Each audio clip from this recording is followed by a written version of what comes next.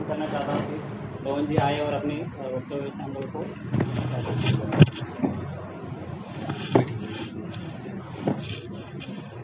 बोलो भारत माता की जय, भारत माता की जय। अरे वंदे मातरम, जय बिरसा, जय बिरसा, जय बिरसा। अरे वंदे मातरम, जय बिरसा, जय बिरसा, जय बिरसा। वंदे मातरम, जय भीम, जय भीम, जय भीम। वंदे मातरम, जय श्री राम, जय श्री राम, जय श्री राम। ओम नमो भारताय। हिमालयम समारभ्यम यावद हिंदू सरोवरम तम देव निर्मितम देशम हिंदुस्तानम प्रचक्षते। अर्थात हिमालय से लेकर कन्याकुमारी तक विस्तृत एवं देव देवताओं द्वारा निर्मित इस विशाल राष्ट्र को हिंदुस्तान कहते हैं। और आज का जो हम पर्व यहाँ पर मना रहे हैं, इन सबको भगवान बिरसा का मुंडा कहते हैं, भगवान बिरसा का मुंडा कहते हैं।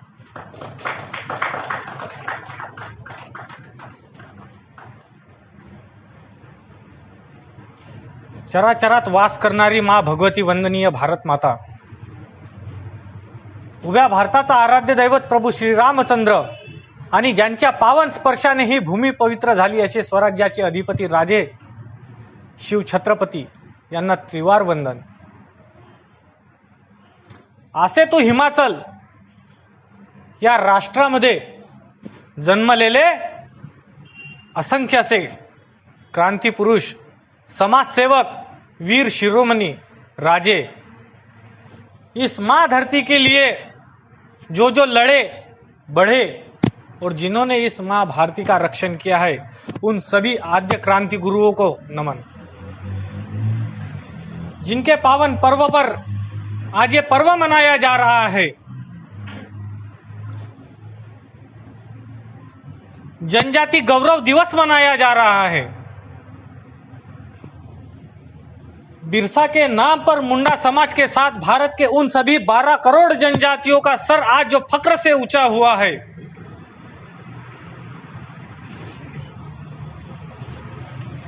जिनके नाम मात्र से आज 80 लोगों के नाम पर रिसर्च सेंटर बनाया जा रहा है। आजादी के 75 साल के बाद मूलतः उस स्वरूप से मिली जो असली आजादी है, उसके मूल धरती के आबा सभी भारतवासियों के उस उन्मूलन के क्रांतिकारी जननायक एवं आदिवासियों को सर्वप्रथम संगठित करने वाले भगवान बिरसा मुंडा को प्रथमता वंदन। मराठी में एक कहावत है, माणूस किती जगला यापेक्षा तो कसा जगला याला अधिक महत्व आहे। कौन कितना जिया लेकिन कैसा जिया, इसमें अधिक महत्व होता है। अधिकांश वक्ता एवं कवि द्वारा यहाँ अनन्य प्रकार की स्तुति एवं सत्यता कही गई। भारत के आजादी के 75 साल पूरे हुए हैं, लेकिन वो आजादी नहीं, वो स्वाधीनता थी। भगवान बिरसा मुंडा का एक नारा था, जल जंगल जमीन, लेकिन समांतर रूपरेखा में देखा जाए तो दूसरा नारा भी एक था, जो पढ़ाई के माध्यम से हमें आज पढ़ने के लिए मिला है, लेकिन असली इतिहास में कुछ चीजें छिप गई।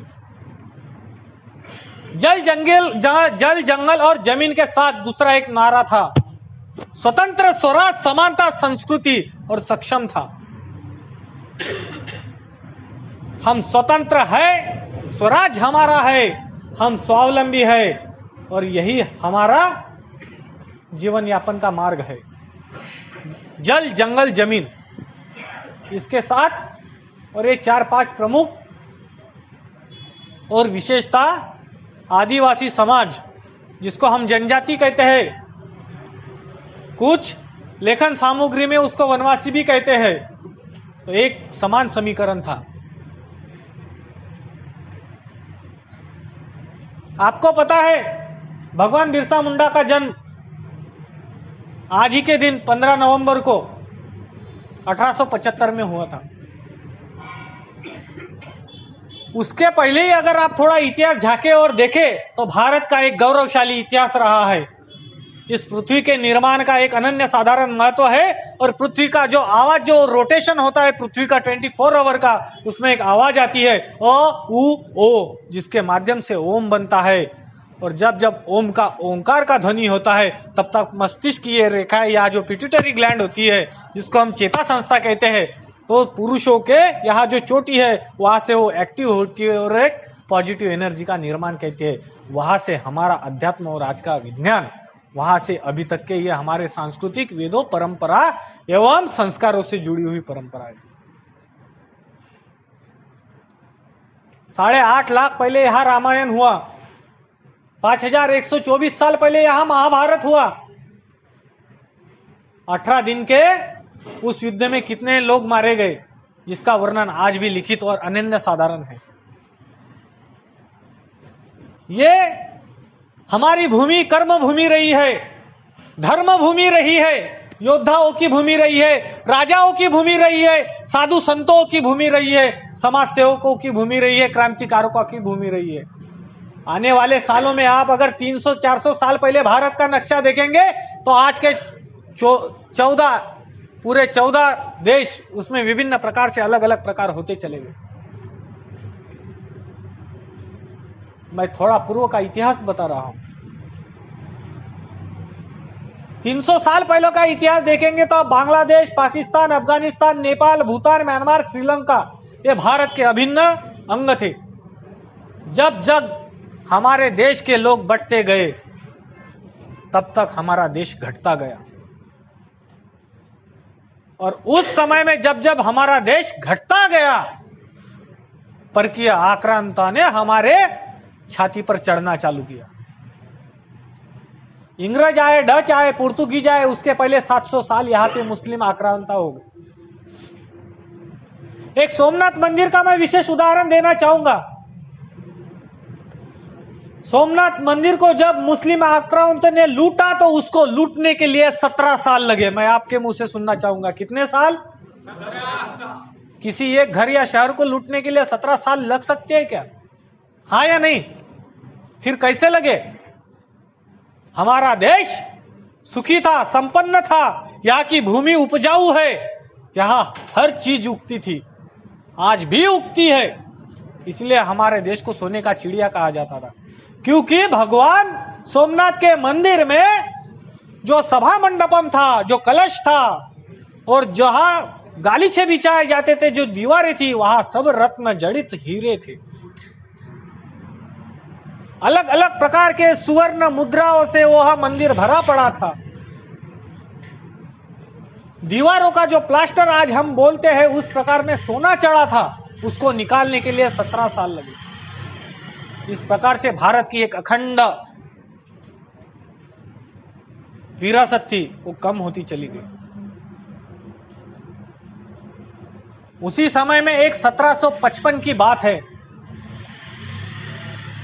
भारत को आजादी के लिए आगे आने के लिए कोई तो भी उठना चाहिए। 1750 में तिलका मांझी का जन्म हुआ।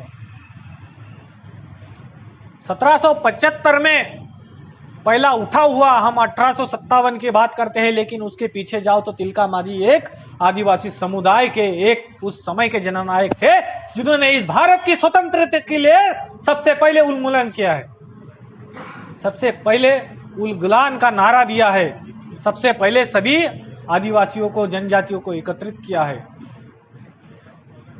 लेकिन 1780 में उनको फांसी दे दी गई। प्रेरणा स्थान अनेक राजा महाराजा के साथ बढ़ते गए। 1975 को भगवान बिरसा मुंडा का जन्म हुआ। भगवान बिरसा मुंडा का जब जन्म हुआ तो एक किसानी परिवार में पैदा हुए थे। उनकी माता और पिता किसानी करते थे, मजूरी भी करते थे। भगवान बिरसा मुंडा का जन्म होने के बाद वो अपने मामा के साथ उन्होंने कुछ समय बिताया। तब उनको लगा कि ये देश अपना है, ये लोग अपने हैं, ये जंगल अपना है, ये जल अपना है, जमीन अपनी है, यहाँ के पशु पक्षी अपने हैं, सब लोग अपने हैं। लेकिन जब 11 साल की उम्र में उनका स्कूल में दाखिला हुआ, उस समय की बात है, फादर ने कहा एक पानी का घड़ा रख दिया गया। आज का जीवन बहुत, आप किसी भी क्षेत्र में पढ़ते हो तो जीवन बहुत प्रैक्टिकल होता है। जो चीजें आंखों से दिखती है हम उसको प्रैक्टिकल मानते हैं, लेकिन जो चीजें आंखों से नहीं दिखती वो भी होती है। समझना और उसका अंतर्गत स्वीकार करना, यह हमारा मस्तिष्क और बुद्धि का जोर है। एक पानी का घड़ा रख दिया गया। भगवान बिरसा मुंडा के मां ने एक कुछ उनके गले में बांध दिया था, उसको पानी में डुबो दिया गया और कहा ये तुम्हारा भगवान है, ये पानी में तैरता है। नहीं, वो तो डूब गया। भगवान बिरसा मुंडा ने कहा ये तो डूब रहा है। ऐसे भगवान नहीं होते। फिर वो क्रिश्चियन पादरी ने गले से क्रॉस निकाला और पानी में डाल दिया जो लकड़ी का था, और बोले भगवान ऐसे होते जो खुद तैरते और दूसरों को तराते। तुम्हारा भगवान क्या है? हमारी संस्कृति क्या कहती है? हमारी संस्कृति कहती है अतिथि देवो भव वसुधैव कुटुंबकम, ओम ब्रह्मार्पण ब्रह्म हवीर ब्रह्माग्नो ब्रह्मणाहुतम ब्रह्मेव तेन गंतव्यम ब्रह्म कर्म समाधिना। हर चीज वो ब्रह्म है, हर चीज वो पूजनीय है। फिर उसमें क्या है? हम माँ को दुर्गा, हम लड़कियों को, स्त्रियों को दुर्गा का स्वरूप मानते हैं। हम नर को, नारी को नर नारायण का स्वरूप मानते हैं। हम पीपल की पूजा करते हैं, हम वड़ की पूजा करते हैं, हम उसको भगवान मानते हैं। हम सूर्य को भगवान मानते हैं, हम जल को जल देवता मानते हैं। तो हम संस्कृति पूजक है, हम मूर्ति पूजक है, हम प्रकृति पूजक है। भगवान बिरसा मुंडा ने उत्तर देना चाहा, लेकिन 11 साल की उम्र और उस पादरी के प्रेशर से वो बोल नहीं पाए। जो उन्होंने कहना चाहा बाकी लोगों ने सुनना पसंद नहीं किया। माताजी के पास जब आए घर में रोते बिलखते, तो माताजी ने कहा नहीं बेटा, जो तुम बोल रहे थे वो सत्य है, क्योंकि हम इस धरती से है और हम आज से नहीं, हम आदि है। अभी उन्होंने कहा है कि हम आदि है, हम सबके पूर्वज आदिवासी है। आप एक बात सोचिए, आज से 300 या 400 साल पहले अगर हम कभी जंगल में रहे हुए होंगे, कुछ कारणवश हम किसी कबीले के साथ, किसी राजा के साथ, किसी पड़ाव के साथ अगर किसी नगर में बस गए होंगे या आदिवासी क्षेत्र के बाहर आए होंगे, तब हमारा कास्ट का जब हमारा नाम आगे आया तब हम बदल गए होंगे। लेकिन हम सबके पूर्वज कौन है?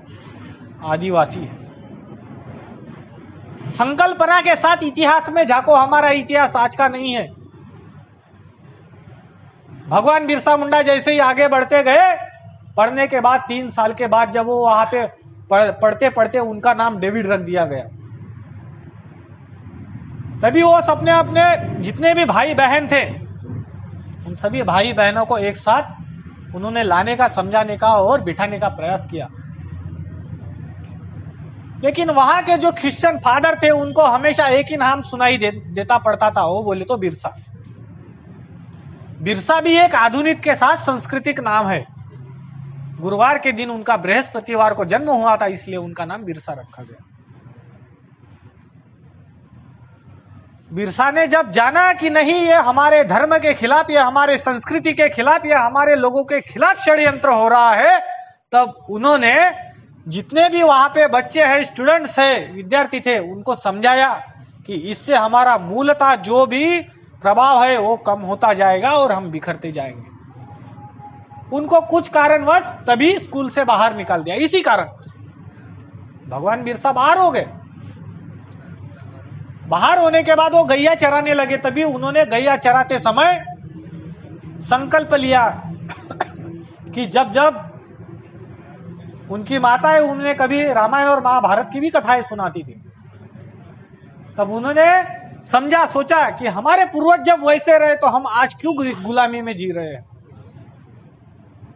दोस्तों के साथ वो एक बैठक हुई। बैठक होने के बाद उन्होंने अपने जितने भी पूर्वज थे उनका स्मरण किया। स्मरण करने के बाद तीर कमान का प्रशिक्षण हर जगह चालू हो गया। अभी डोंबार के वो पहाड़ों की आपको कथा सुनाई, जिसका वास्तव में इन्होंने वहां तुलना जलियनवाला बाग से कहा। लेकिन भारत में ऐसे कितने सारे नरसंहार हुए हैं, कितनी सारी ऐसी चीजें हुई है जो इतिहास में कभी सामने नहीं है।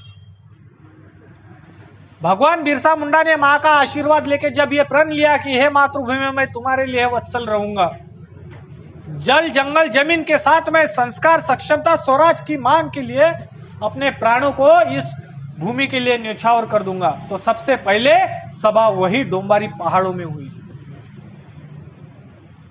उस पहाड़ में सभा हुई, तीर का प्रशिक्षण हुआ, माताएं बहनी बाल बच्चे जितने भी थे सब उस प्रशिक्षण में शामिल हुए। समय बढ़ता गया, किसी ने कहा कि कोई बिरसा नाम का लड़का वहां पे प्रशिक्षण ले रहा है। काय के लिए प्रशिक्षण ले रहा है? कि उसने ठाना है कि इस देश से क्रिश्चियन मिशनरी को भगाना है। क्यों? क्योंकि उन्होंने जंगल पे राज किया है। क्यों जंगल पे राज किया है? कि भारत में उस समय अच्छे प्रकार की लकड़ी, जड़ी बूटियां, लाल चंदन, अच्छा चंदन, शीशम और सागवन सबसे बहुत ज्यादा मात्रा में था। आज से 100 साल पूर्व भारत की आप अगर बात कहें तो उस समय में हमारे पास 40% से अधिक जंगल था। आज आप जिस क्षेत्र में, जिस पावन भूमि में आज बैठे हैं, वर्धा नगरी में, उसके बाजू में एक नागपुर है जहां से मैं आया हूं। नागपुर शहर का निर्माण खुद गोंड राजे ने किया है, बख्त बुलंदशाह गोंड राजे ने किया है।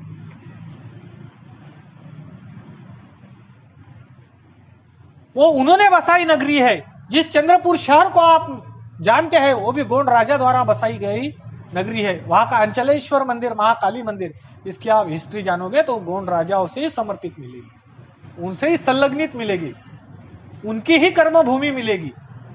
समय बढ़ता गया, डोंबारों के उस पहाड़ों में जब प्रशिक्षण चलता रहा तो एक फतवा जारी हुआ, जो भी भगवान बिरसा मुंडा की जानकारी देगा उसे अच्छा से अच्छा इनाम मिला जाएगा, दिया जाएगा। लेकिन बात प्रामाणिकता और निष्ठा की है। आज राष्ट्र में अनेक प्रकार के निर्णय आ रहे हैं, वो धारा 370 हो या जेएनयू का वाद विवाद हो, गौ माता के ऊपर बनाए गए विविध कानून हो, अंधश्रद्धा निर्मूलन के पक्ष में बनाए गए कानून हो, या अन्य जितने भी यहाँ पे अभी आज बदल देख रहे हैं आप, भारत जो विश्व गुरु सा बढ़ रहा है, उसके पीछे एक अच्छी शक्ति है जिसके लिए हम भी कभी ना कभी आगे आए हैं और आना हमारा कर्तव्य है। उसी प्रकार से भगवान बिरसा मुंडा ने सबको एकत्रित किया, तीर कमान का प्रशिक्षण हुआ और उसी के साथ रात के झाड़ियों में एक टास्क दिया गया, एक उद्देश्य निश्चित किया गया कि इस छोर से उस छोर तक कौन कितने समय तक पहुंचेगा, इस नदी को कौन तैर कर उस नदी के उस पार कितने समय कम समय में जाएगा, पेड़ में कितने स्पीड से चढ़ा जाएगा, कितने स्पीड से नीचे उतरा जाएगा। लेकिन ये किसी को समझ में नहीं आ रहा था कि ये भगवान बिरसा मुंडा कर क्या रहे। उसका कारण ये था कि उनको पता था कि आज ना कल हमारे बारे में अंग्रेजों को पता चलना है, और जब अंग्रेज हमें पकड़ने आएंगे तो उस समय में किसी एक को भी उनके हाथ नहीं लगना। भगवान बिरसा मुंडा ने स्कूल छोड़ने के बाद जितने भी आदिवासियों को इकट्ठा किया, उस समय में उन्होंने एक अंग्रेजी चौकी पे आक्रमण बोल दिया। सभी जितने भी आदिवासी जननायक के साथ जितने भी मुंडा जनजाति के लोग थे, सभी तीर कमान लेके थे, और जहां जहां अंग्रेज बैठे थे उनके सीने में वो एक एक तीर दागते चले गए। चौकी में जितने अंग्रेज थे सब मारे गए, उसमें एक भी मुंडा जनजाति का कोई शहीद नहीं हुआ। ये फक्र की बात थी, क्योंकि उसमें टाइम मैनेजमेंट एंड प्लानिंग, ये तीन चीजें बहुत महत्वपूर्ण थी जो हमें विद्यार्थी दशा में भी इंप्लीमेंटेशन करनी चाहिए। लेकिन तभी फतवा जारी हो गया कि डोंबारों के पहाड़ों में भगवान बिरसा मुंडा कुछ अन्य साथियों के साथ है। अंग्रेज वहां चले गए, कुछ बंदूकें उनके पास थी, लेकिन समय उनके साथ नहीं था, समय भगवान बिरसा मुंडा के साथ था। फायरिंग शुरू हुई, कुछ जनजाति के लोग उसमें मारे गए, लेकिन भगवान बिरसा मुंडा का जो चातुर्य था, जो जंगल जानने की क्षमता थी, जो जल से निकलने की क्षमता थी, और जो लोगों में रहने का विश्वास था, वहां से भगवान बिरसा मुंडा निकल गए। कुछ दिनों के बाद पहाड़ी पर एक सभा बुलाई गई, जितने जितने आदिवासी थे सबको एकत्रित बुलाया गया। उस समय भगवान बिरसा मुंडा, उम्र रही भगवान बिरसा मुंडा की 22 साल, वो ऐसे ही कुछ सबको उलगुलान के बारे में बता रहे थे। हाँ, अभी ये देश हमारा है, ये राष्ट्र हमारा है, जंगल हमारा है, जमीन हमारी है, यहाँ की संपदा हमारी है। ये अंग्रेज आते हैं, हाथियों के दांत उखाड़ के ले जाते हैं, ये अंग्रेज आते हैं, ये हरण के जो भी हरण है या जो भी जंगली जानवर है उनके विविध अवयव यहाँ से लेके जाते हैं। इन सबको रोकना है। ये हमारी मातृभूमि है, ये हमारी पितृभूमि है, हम इसके रक्षक है, रखवाले हैं, ये हमारी जन्मदात्री है। उस समय में अचानक से बारिश हुई और भगवान बिरसा मुंडा के ऊपर बिजली गिर गई, लेकिन भगवान बिरसा मुंडा को कुछ नहीं हुआ। भगवान बिरसा मुंडा को कुछ ना होने के कारण उनका शरीर पीला पड़ गया, लेकिन उनको कुछ नहीं हुआ। अनेकों ने तभी उनको भगवान की उपाधि दे दी। ये वास्तविक सत्यता है। भगवान की उपाधि देने के बाद उस समय में उस क्षेत्र में हैजा, मलेरिया आदि बीमारियों ने जन्म ले लिया, क्योंकि बीमारियां बहुत बढ़ने लगी थी। बारिश थी और बारिश के कारण बीमारियां बढ़ने लगी, क्योंकि जंगलों में जो अपने समय के साथ, जो अपने एनवायरमेंट के साथ एक कालचक्र के साथ जीते थे, वो लोग उस जंगल से बाहर आने लगे। किस लिए? क्योंकि उन्होंने इस मातृभूमि का रक्षा का बीड़ा उठाया था। तब जब ये लोग बीमारी से पीड़ित होने लगे, तब भगवान बिरसा मुंडा ने इनके अनेकों के उपचार किए। जंगल जमीन और जल के माध्यम से जितनी अच्छी सामग्रियां और जड़ी बूटी मिलती थी, उस माध्यम से तभी अंग्रेजों का एक कैंप चलाया गया। मलेरिया की जो भी दवाई मिलती थी उसका पाउडर बना के पादरियों के हाथ गांव में भेज दिया। ये पाउडर खाओ, आपकी बीमारी 8 दिन में, 10 दिन में, 15 दिन में दूरी हो जाएगी। हुआ भी, क्योंकि उसमें टैबलेट्स थे। और फिर वो अपने बाबा का कहीं से एक अंगारा उठा के देते थे, ये देखो तुम्हारे भगवान का अंगारा। फिर इसमें क्या होगा? उसमें उन लोगों को कोई राहत नहीं मिली। फिर उनको फिर से जो क्रिश्चियन कम्युनिटी है उन पे थोड़ा विश्वास होने लगा।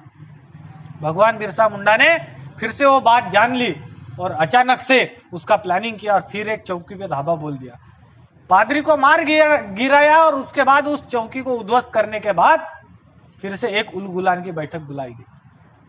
उस उलगुलान के बैठक में रक्त संहार हुआ, जो अभी आपको बताया गया है, जो जलियांवाला बाग से कम नहीं था। लेकिन उसके पहले का मैं इतिहास बताना चाहूंगा। प्रभु श्री राम के समय में जो भी लंका पर विजय पाने के लिए जो भी सबसे आगे थे, वो वन में रहते थे, उनको वन नर कहते थे। वन नर अपभ्रंश होकर उनको बाद में वानर कहा गया। ये हमारा इतिहास रहा है कि भगवान श्री राम के साथ जो भी थे वो वनों के नर थे।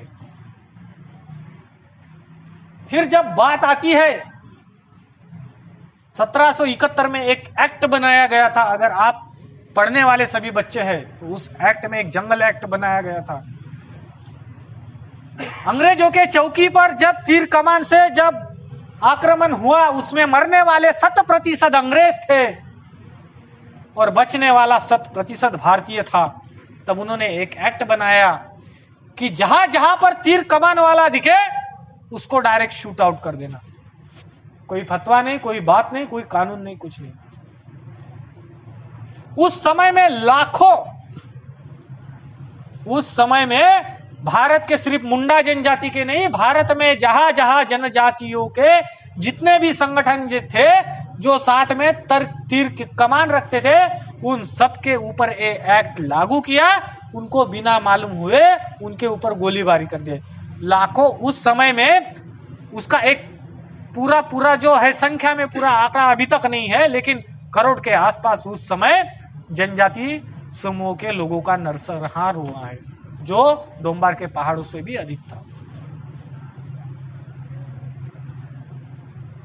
लेकिन उसी समय में भगवान बिरसा मुंडा ने 1997 में फिर से जनजातियों को इकट्ठा करके पूरे जोर शोर से आक्रमण की तैयारी की। अनेक जगह अंग्रेजों से लड़ाई की, कई जगह उन्होंने विजय भी हासिल पाया। लेकिन 500 रुपए का एक इनाम रखा गया कि जो भी भगवान बिरसा मुंडा को पकड़ के देगा उसके लिए 500 रुपए का इनाम दिया जाएगा। उन्हीं के परिचित एक व्यक्ति ने अंग्रेजों को खबर दे दी कि भगवान बिरसा मुंडा यहाँ पे। भगवान बिरसा मुंडा पकड़े गए। पकड़े जाने के बाद वो मुंडा गीत गाते चले गए रास्ते से। हाथ में बेड़ियां थी, पैरों में भी बेड़ियां थी, लेकिन रास्ते से चलते थे। लोग बोलते थे कि आपको जिसने पकड़ के दिया है हम उसको कभी छोड़ेंगे नहीं। लेकिन उन्होंने कहा आप किसी को छोड़ने की या पकड़ने की बात मत करो। अगर किसी को पकड़ना है और किसी को छोड़ना है तो सिर्फ अंग्रेजों को यहां से खदेड़ो। अगर मेरे जनजाति भाई के पास अगर 100 रुपए भी होते तो वो मुझे कभी ना पकड़ के देता। आज हमारी परिस्थिति ऐसी क्यों है? हम जंगल के मालिक हैं, हम जंगल के रखवाले हैं, ये हमारी मातृभूमि है जिसके वजह से हमारा पोषण होता है, जिसके वजह से हमें खाना मिलता है। लेकिन हमारी परिस्थिति क्यों हुई? क्योंकि हम कभी भी एकजुट नहीं रहे। हम अपने अपने तौर से अंग्रेजों के गुटों में शामिल होते रहे। उस समय में भारत के विभिन्न क्षेत्रों में भगवान बिरसा मुंडा को जब जेल में डाला गया तो सभी जनजातियां एकत्रित होने लगी। भारत में अन्य क्षेत्र में अनेक क्रांतिकारी थे, उन्होंने सबने इस बात को गौर किया और भारत में सभी जगह से उन्मूलन, क्रांतिकारी और भारत स्वतंत्रता की घोषणा होने लगी। भगवान बिरसा मुंडा को जब जेल में डाला गया तो उनकी कांति यानी चेहरे का तेज इतना जबरदस्त था कि लोगों का कहना है कि उनके आशीर्वाद मात्र से, उनके स्पर्श मात्र से भी लोगों की बीमारियां दूर हो जाती थी। लेकिन उन्हें आर्सेनिक नाम का एक स्लो पॉइजन देके, अभी आपको बताया गया, स्लो पॉइजन दिया गया जिससे भगवान बिरसा मुंडा की मृत्यु हो गई। लेकिन वो मृत्यु नहीं थी। जहां से किसी बात का अंत होता है वहां से एक नए युग का प्रारंभ होता है। भगवान बिरसा मुंडा की शहादत से जहां जहां क्रांतिकारी थे, जहां जहां मुंडा जनजाति के लोग थे, जहां जहां जनजाति के जितने भी नायक थे, उन्होंने इस बात को गौर फरमाया और उल मुलन में कूद पड़े। उल गुलान का मूलता अर्थ है क्रांति, जो भारत में सदियों से चलती आई है। जहां जहां अन्य यदा यदा ही धर्मस्य ग्लानिर्भवतु भारत, जहां जहां धर्म का नाश होगा, जहां जहां धर्म का ह्रास होगा, जहां जहां कुनीति असत्य सत्य पे जय होता हुआ आएगा, तब तब मैं धर्म का नाम लेते हुए आगे बढ़ूंगा और मैं खुद एक भगवान का रूप रहूंगा, ऐसा खुद भगवान ने कहा है। लेकिन भगवान कौन? जो नर में बसता है, जो नारी में बसता है, वही भगवान है। जो कर्म करेगा, जो कर्म के साथ आगे बढ़ेगा, आगे बढ़ते साथ इस मातृभूमि को आगे लेके जाएगा। और वही हमारा एक नारा है, विश्व गुरु सा देश हमारा। इसके लिए एक नहीं, दो नहीं, महाभारत के समय 6,18,640 लोग मारे गए थे। और उसी समय जब भारत में आप देखे जाए, भारत के जितने भी क्रांतिकारियों को फांसी दी गई थी, उसका भी जो संख्या है 6,18,640 थी। सबसे ज्यादा अगर फांसी किसी को दी होंगी तो सबसे ज्यादा वो आदिवासी बंधुओं को फांसी दी गई है। सबसे ज्यादा शहादत अगर किसने पाई है तो आदिवासी बंधुओं ने शहादत पाई है। इसका इतिहास अगर जानना है तो राज्य शास्त्र के साथ उनसे लिखी सभी किताबें चिकित्सात्मक पढ़िए। किसी एक लेखक के साथ उस सभी चीजों को चिकित्सात्मक पढ़ना पड़ेगा। एक किसी अंग्रेज ने कहा था कि मैं आदिवासियों के लिए इतनी गोलियां नहीं है मेरे पास कि मैं उनको गोलियों से मार सकूं, उसके लिए मैं फांसी या लाठी, दो चीजें का इस्तेमाल करूंगा, या रॉड। एक RRR करके फिल्म जो अभी रिलीज हुई है वो सत्य घटना पे आधारित है। फिल्म भी ऐसी देखा करो कि जिसमें भारत का इतिहास हो, और जिसमें भारत का एक नपुंसक इतिहास अगर कोई लिखता है तो उसका इस छाती से आक्रमण भी करो, वार भी करो और उसका नरसंहार भी करो। क्योंकि महारानी के पद्मावत का जब हमने इतिहास देखा गया फिल्म में, तो उससे अधिक से आधी से अधिक चीजें गलत बताई गई। भी महाराष्ट्र में जो एक फिल्म रिलीज हुई है उसमें भी आधे से ज्यादा चीजें गलत बताई गई। जब हम पढ़ेंगे तब हम लिखेंगे, जब हम लिखेंगे तब हम बोलेंगे, जब हम बोलेंगे तब हम आगे चलेंगे, और जब हम आगे चलेंगे तो हम हमारा कर्तव्य पथ आगे बढ़ते चलेंगे। कर्तव्य पथ से अगर जब हम आगे बढ़ते चलेंगे तभी भारत माँ को विश्व गुरु बनाएंगे। कोई बोल देगा, कोई हंस देगा, तुम्हारे अकेले से क्या होगा? तो जानिए दोस्तों, भगवान बिरसा मुंडा ने अकेले ने ही आवाज उठाई थी। वीर छत्रपति शिवाजी महाराज ने ही अकेले स्वराज का निर्माण किया था। बाद में उन्होंने मावड़ाओं को एकत्रित किया। राणा पुंज, राणा बिल, तंट्या मामा, नागोजी भांगरे, बहिरजी नाइक, जितने भी आप क्रांतिकारियों के साथ ये जो नाम सुन रहे हो, ये सभी क्रांतिकारक थे। कौन से क्रांतिकारक थे? स्वतंत्रता के साथ छत्रपति शिवाजी महाराज के साथ रहे वाले, महाराणा प्रताप के साथ रहे वाले, ये सभी क्रांतिकारक है। जननायकों का इतिहास 2 लाइन में 1 घंटों में खत्म होने वाला नहीं है। इसके लिए पढ़ना जरूरी है, इसके लिए लिखना भी जरूरी है। जब अकबर ने जब युद्ध किया और एक सेना जब मध्य प्रांत में भेजी गई, उस समय वहां की रानी माता दुर्गावती थी, लेकिन वो कभी सामने नहीं आया क्योंकि वो कायर था। वो कायर था, उसको पता था कि जितने भी यहाँ पे आदिवासी समाज के लोग हैं, जितने भी यहाँ पे जनजाति समाज के लोग हैं, वो तीर कमान से खेलते हैं, कहां से आता है और कहां से जाता है ये पता नहीं। तीर कमान लगने के बाद थोड़ा सा भी अगर खून निकलता है तो आदमी बिल्कुल जीवित नहीं बचता था। उसका कारण यह था कि आदिवासियों को इस प्रकृति की सौंदर्यता के साथ पूरा ज्ञान था, अध्यात्म के साथ, विज्ञान के साथ, आधुनिक साइंस के साथ वो जीते थे। बिच्छुओं का जहर और उसके साथ जो कोबरा कहते हैं उसका जहर उसमें लगाया, बाण में लगाया जाता था, उसके बाद तीर कमान छोड़ते थे। लेकिन आज भारत की स्थिति देखिए, अलग अलग प्रकार की है। 12 करोड़ आदिवासी जो भी जनजाति समाज है वो आज भी विलुप्त है, भारत के अन्य संस्कृति से अलग है। अधिकांश लोग आज प्रवाह में आने लगे हैं, लेकिन आज भी हमारे कुछ भाई बहन आज भी जंगलों में वैसी स्थिति में है। हर किसी को घर, हर किसी को शौचालय, हर किसी को शिक्षा, हर किसी को सुविधा, हर किसी को भरपेट खाना, फिर भी आज ये परिस्थिति क्यों है?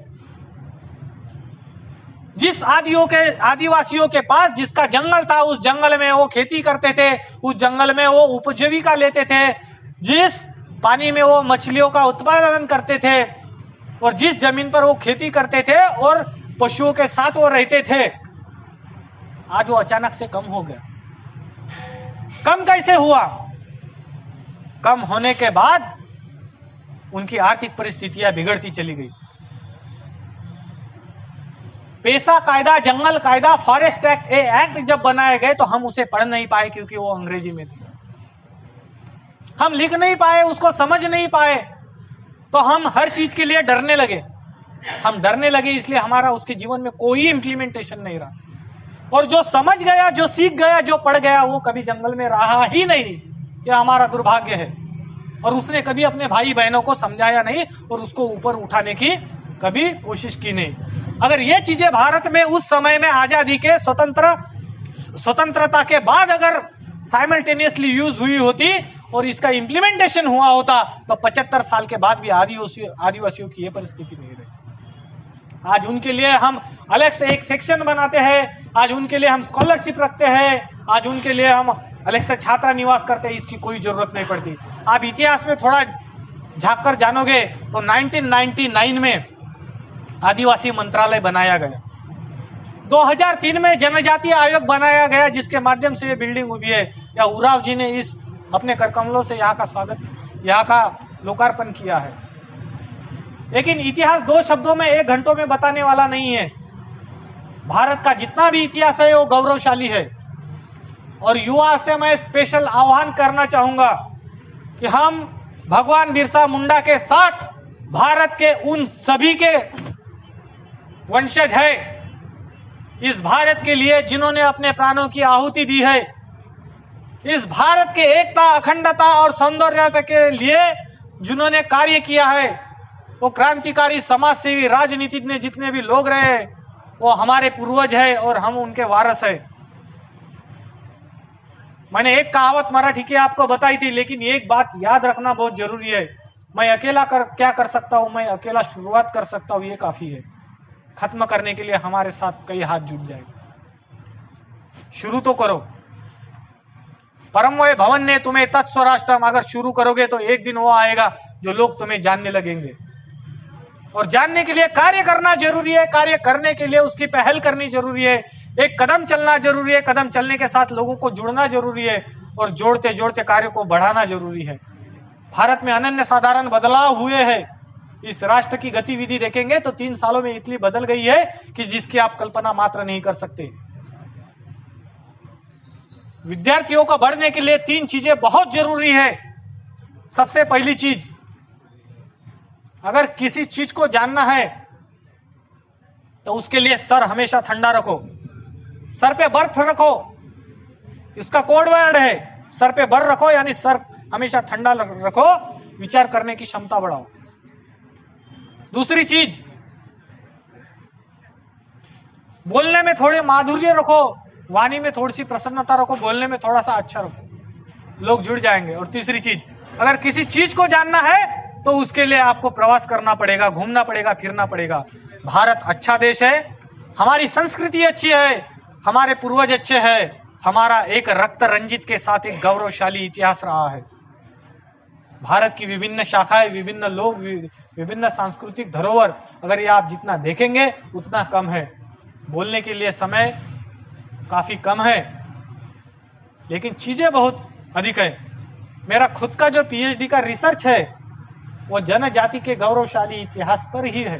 भारत में जितने भी जनजाति है उनमें से नॉर्थ ईस्ट में जितने भी स्टेट है उनमें अधिकतर लोग 35 से 40% से अधिक लोग क्रिश्चियन हो गए हैं। जब डिवाइड हुआ था उस समय में 1.6 इतने ही लोग, भारत के आबादी के 40 करोड़ आबादी के 1.6 लोग ही क्रिश्चियन थे।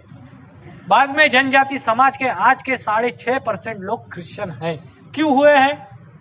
क्योंकि हमें कभी एक बोरा अनाज के लिए, कभी हम पढ़ाई के लिए, कभी हम हॉस्टल के निवास के लिए बनना पड़ा, कन्वर्जन होना पड़ा। लेकिन इसका जो इम्पैक्ट है, इसका जो परिणाम है, आने वाली पीढ़ियों पे होगा, आने वाले समाज पे होगा, आने वाले लोगों पे होगा, आने वाले संस्कृति पे होगा। आज आप जिस संस्कृति से जुड़े हैं उस संस्कृति को आज अगर आपने किसी परिवर्तन से नकारा है तो आने वाले समय में आपको भी पूछने वाला कहीं नहीं होगा। आप रोज का अखबार उठा लीजिए, पढ़ लीजिए और भारत की अन्य गतिविधि के साथ चलना सीखिए।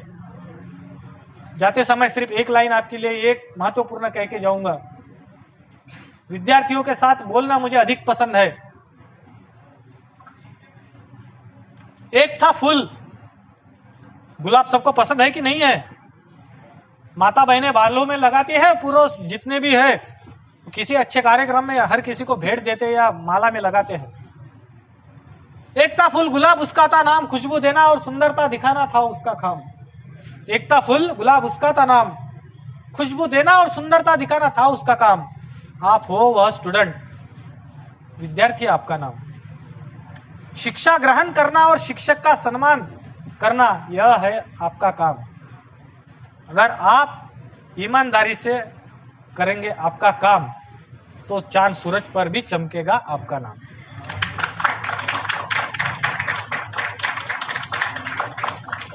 छत्रपति शिवाजी महाराज ने इस राष्ट्र को जो एक सूत्र से पिरोया है और बांधा है, जिसका आज भी उदाहरण आज अटक से कटक तक देखेंगे तो वो एक हिंदू संस्कृति की पावन धरा रही है।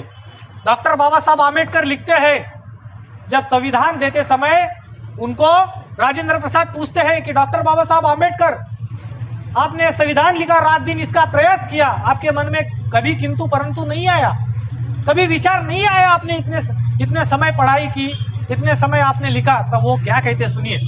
तब वो कहते हैं कि मेरे राष्ट्र की विरासत, मेरे राष्ट्र का इतिहास, मेरे राष्ट्र के क्रांतिकारक मेरी प्रेरणा है। और जिस छत्रपति शिवाजी महाराज ने स्वराज निर्माण किया है, जो भगवान बिरसा मुंडा जैसे नायकों ने हर जगह क्रांति करके इस देश को आगे बढ़ाया है, तो वो अगर मेरे नजरों के मेरे सामने उनकी अगर प्रेरणा है तो मुझे क्यों कष्ट आएगा? क्योंकि मैं उनके तुलना में एक जितना भी समुद्र है उस समुद्र के भांति एक गुड़गा भर पानी में हो, वो तो समुद्र है। इतना जब ज्ञान के सागर खुद डॉक्टर बाबा साहब आम्बेडकर मानते हैं तो 4 किताबें पढ़ने से हम बड़े नहीं हो सकते। हमें भी पढ़ना पड़ेगा, हमें भी लिखना पड़ेगा। पढ़ने के साथ साथ हमें उन विचारों को भी पढ़ना पड़ेगा, समझना पड़ेगा, स्वीकार करना पड़ेगा कि भारत के भांति समर्पित कितने हैं और उसमें वामपंथी कितने हैं। इन सभी चीजों का अध्ययन करना पड़ेगा। जितनी चीजें हमें आती है वो अन्य लोगों को बतानी पड़ेगी, जो नहीं आती है उनसे सीखनी पड़ेगी। भारत की एकता अखंडता के साथ सभी चीजों को जितने स्तर पर जहां जहां जाना है वहां वहां पहुंचाना है। जितने भी यहाँ देश विदेश के साथ जितने भी लोग हैं, अलग अलग राज्य से, सभी से एक ही मेरी मांग है कि आप जहां पर भी जाओ एक ही जो चीज है वो साथ में लेके जाओ। मैं प्रथम और आखिरी, मैं भारतीय हूँ, इस भारत माता का सेवक हूँ, इस भारत माता का पुत्र हूँ, और यही मेरा आखिरी संदेश है। सभी को मैं एक बार हाथ ऊपर करके एक घोषणा देना चाहूंगा। सभी को हाथ ऊपर करना है। हाथ ऊपर करो। जिनके पास हाथ है वो हाथ ऊपर करे, जिनके पास हाथ नहीं है भगवान उनको दूसरे जन्म में देंगे। है क्या? मोबाइल वाले किसी के पास हाथ है कि 2 उंगली है? उधर उधर मोबाइल वाले समय में जीवन में एक ही बार जन्म होता है। जब हम रोते हैं पूरी दुनिया खुश होती है। एक ही बार मृत्यु होता है। जब हम चुप रहते हैं और लोग क्यों रोते हैं? क्योंकि हमने जन्म में कुछ काम किया है, इसलिए रोते हैं। तो काम ऐसा करो, विचार भी ऐसा करो कि हमारे विचारों पर भी लोग विचार करें। काम ऐसा करो कि हमारे कर्म से लोग प्रेरित हो, और सोच ऐसी रखो कि हमारे सोच से भी लोगों को सोचना पड़ जाए और उससे एक नई सोच निर्माण हो और उस सोच से एक नया राष्ट्र निर्माण हो। कहो, मैं प्रथमता और अंततः भारतीय हूँ। यह संस्कृति मेरी है। यह धरती, यहाँ के क्रांतिकारक, यहाँ के समाज सेवी, यहाँ के सभी पूर्वज मेरे अपने हैं। मैं उनका उत्तराधिकारी हूँ। मैं स्वयं की प्रेरणा से यह प्रण लेता हूँ, मैं जब तक जीवित हूँ माँ भारती के चरणों में मेरे विचार, मेरे कार्य, मेरा जीवन मेरे नित्य क्रम के साथ समर्पित रहेगा। जय हिंद, जय भारत, वंदे मातरम। भारत माता की जय, भारत माता की जय, वंदे वंदे बिल्कुल पवन जी, यहाँ आए जितने भी शोधार्थी विद्यार्थी आपके वक्तव्य से प्रेरणा लेके जाएंगे। अब कार्यक्रम के समापन की ओर जाते हुए वंदे मातरम राष्ट्रगान के लिए मैं उत्कर्ष, अर्चना, निकिता जी को आमंत्रित करता हूं।